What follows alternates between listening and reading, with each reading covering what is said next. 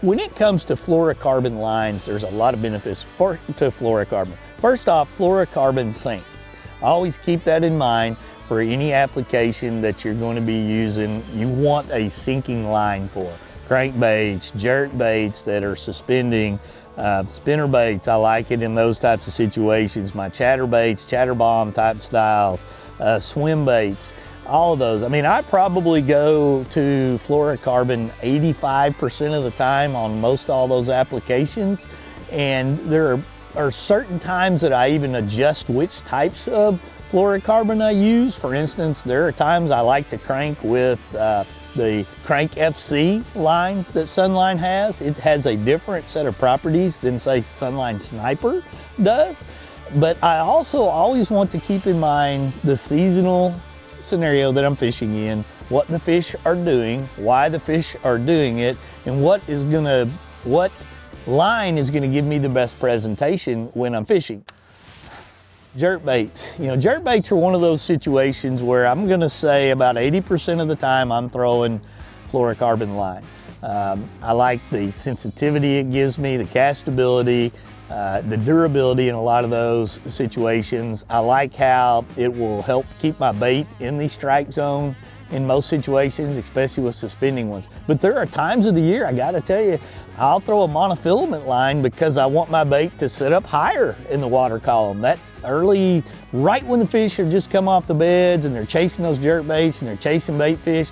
I want a shallow water jerk bait that stays high in the water column. Monofilament is my choice then. All the rest of the time, I'm probably gonna be throwing Sunline Sniper fluorocarbon.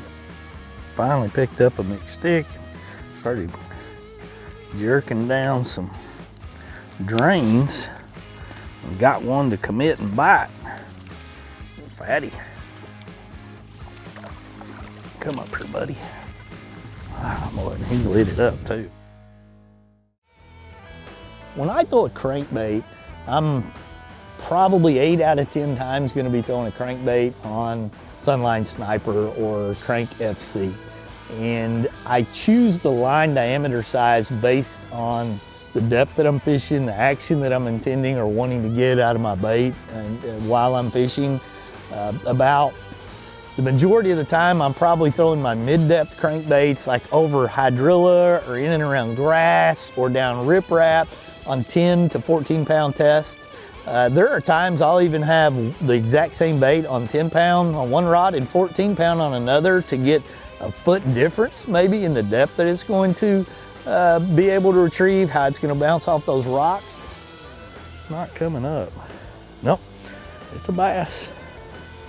I switched, I could see on my live scope down there that most of those fish were in about 7-8 foot of water down closer to those rocks. So I kind of put the jerk bait up for a second. It didn't take long to probably the 15th cast. And you know, this one here, I'm actually throwing 10 pound sniper to really get this little John MD all the way down to where it's ticking those rocks. This is one of my favorite crankbaits, and I like to keep one with about 14 pound test. Well, he ate it. And one with, you know, one at 10 to give me a little bit more depth and a little bit more action.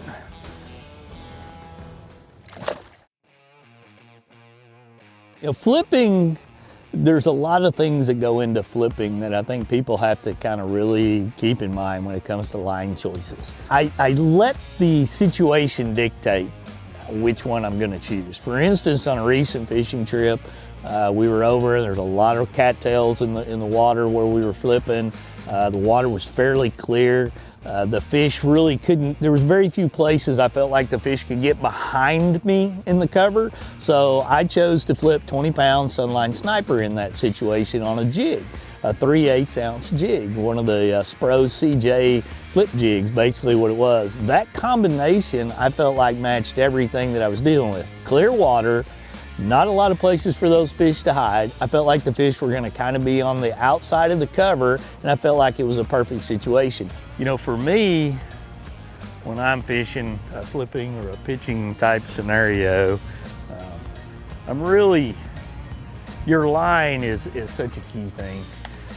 you don't really want to get into this type of a scenario where you're flipping light line, because you're probably flipping into cover around a dock, around grass, around laydowns, bushes, whatever it may be. Therefore, you know, there's nicks and things that they're going to get between you and the fish in a lot of those situations, and you've got to have something to horse them out. I probably still more often than not flip with 20, 25 pound Sunline Sniper in a lot of these situations, but I always have braid rigged up next to me. I think that you know, fluorocarbon is not going to show up as much. The water's a little bit clear today. I think it gives me a little more of a natural presentation in a lot of these situations. I will get beat by the fish a couple of times when you're using that, but when you're talking about Sniper as a fishing line from Sunlines, it is just incredibly durable. It's going to allow you to horse a lot of fish out. I mean, you've seen me do it many, many times. Oh, another fish that came with the jig kind of hanging out over the reeds the way he was right there. What a cool bite. That never gets old, especially when you hook them right like that. They eat your jig like that. Thump, thump. I love that bite. One of my favorites, always will be.